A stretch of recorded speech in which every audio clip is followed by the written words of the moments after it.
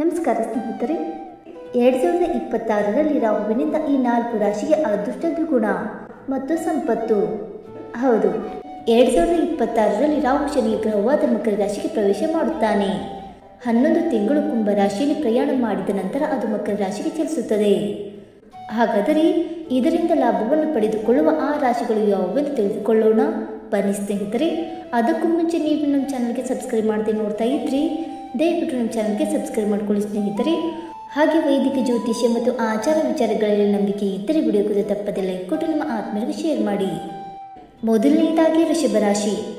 ಮಕರ ಮತ್ತು ಕುಂಭ ರಾಶಿಯಲ್ಲಿ ರಾಹು ಜೊತೆ ಶನಿ ಸಂಚಾರವು ವೃಷಭ ರಾಶಿಯವರಿಗೆ ಅನೇಕ ಪ್ರಯೋಜನಗಳನ್ನು ತರುತ್ತದೆ.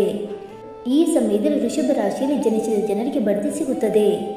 ಅವರಿಗೆ ತಮ್ಮ ವೃತ್ತಿ ಜೀವನದಲ್ಲಿ ಉತ್ತಮ ಅವಕಾಶಗಳು ಸಿಗುತ್ತವೆ. ಅವರಿಗೆ ಬಹು ನಿರೀಕ್ಷಿತ ಅವಕಾಶಗಳು ಸಿಗುತ್ತವೆ. ಮದುವೆ ಆಗದವರಿಗೆ ಉತ್ತಮ ಸಂಬಂಧಗಳು ಸಿಗುವ ಸಾಧ್ಯತೆ ಇದೆ. ಅವರು ವ್ಯವಹಾರದಲ್ಲಿಯೂ ಸಹ ಭಾರೀ ಲಾಭವನ್ನು ಪಡೆಯುತ್ತಾರೆ. ಅವರಿಗೆ ಕುಟುಂಬದಲ್ಲಿ ಯಶಸ್ಸಿನ ಉತ್ತಮ ಅವಕಾಶಗಳು ಸಿಗುತ್ತವೆ ಮತ್ತು ಸಂತೋಷವು ದ್ವಿಗುಣಗೊಳ್ಳುತ್ತದೆ. ಎರಡನೆಯದಾಗಿ ಮಿಥುನ ರಾಶಿ. ಮಿಥುನ ರಾಶಿಯಲ್ಲಿ ಜನಿಸಿದ ಜನರಿಗೆ 2026ರಲ್ಲಿ ಬಹಳ ಒಳ್ಳೆಯ ವರ್ಷವಿರುತ್ತದೆ. ಅವರಿಗೆ ಉತ್ತಮ ಉದ್ಯೋಗ ಅವಕಾಶಗಳು ಸಿಗುತ್ತವೆ. ಅವರು ಸ್ಪರ್ಧಾತ್ಮಕ ಪರೀಕ್ಷೆಗಳಲ್ಲಿ ಯಶಸ್ವಿಯಾಗಲು ಸಾಧ್ಯವಾಗುತ್ತದೆ ಮತ್ತು ವಿದ್ಯಾರ್ಥಿಗಳು ಪರೀಕ್ಷೆಗಳಲ್ಲಿ ಉತ್ತಮ ಅಂಕಗಳನ್ನು ಗಳಿಸುತ್ತಾರೆ. ಅವರು ತಮ್ಮ ಕುಟುಂಬದೊಂದಿಗೆ ಸಾಕಷ್ಟು ಸಮಯ ಕಳೆಯಲು ಸಾಧ್ಯವಾಗುತ್ತದೆ.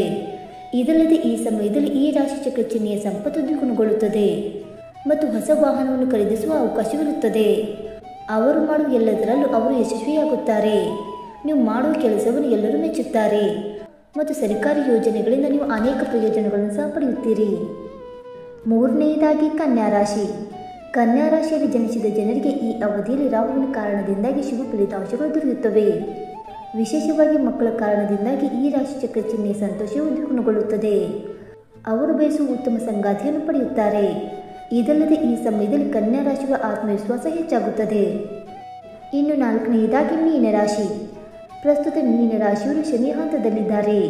ಆದರೆ ರಾಹುವಿನ ಸಂಚಾರವು ಮೀನ ರಾಶಿಯವರಿಗೆ ತುಂಬ ಪ್ರಯೋಜನಕಾರಿಯಾಗಲಿದೆ. ಅವರು ಆರಾಮದಾಯಕ ಜೀವನವನ್ನು ನಡೆಸುತ್ತಾರೆ. ಈ ರಾಶಿ ಚಕ್ರ ಚಿಹ್ನೆಯವರಿಗೆ ವಿದೇಶಿ ಪ್ರಯಾಣವು ಹೆಚ್ಚು ಶಿಫಾರಸು ಮಾಡಲಾಗಿದೆ. ಇದಲ್ಲದೆ ಆರ್ಥಿಕ ಪರಿಸ್ಥಿತಿ ಸುಧಾರಿಸುತ್ತದೆ. ಇಲ್ಲಿವರೆಗೆ ಎದುರಿಸುತ್ತಿರುವ ಎಲ್ಲ ಸಮಸ್ಯೆಗಳು ಕಡಿಮೆಯಾಗುತ್ತವೆ ಮತ್ತು ಅಪೇಕ್ಷಿತ ಗುರಿಗಳನ್ನು ಸಾಧಿಸುವ ಅವಕಾಶವಿರುತ್ತದೆ.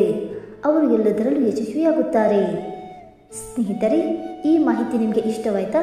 ಇಷ್ಟವಾಗಿದ್ದರೆ ವಿಡಿಯೋವನ್ನು ಲೈಕ್ ಮಾಡಿ, ಶೇರ್ ಮಾಡಿ. ಹಾಗೆ ನಿಮ್ಮ ಅನಿಸಿಕೆ ಮತ್ತು ಅಭಿಪ್ರಾಯವನ್ನು ತಪ್ಪದೆ ಕಮೆಂಟ್ ಮೂಲಕ ತಿಳಿಸಿ ಸ್ನೇಹಿತರೆ. ವಿಡಿಯೋ ನೋಡಿದ್ದಕ್ಕಾಗಿ ಧನ್ಯವಾದಗಳು. Thank you so much.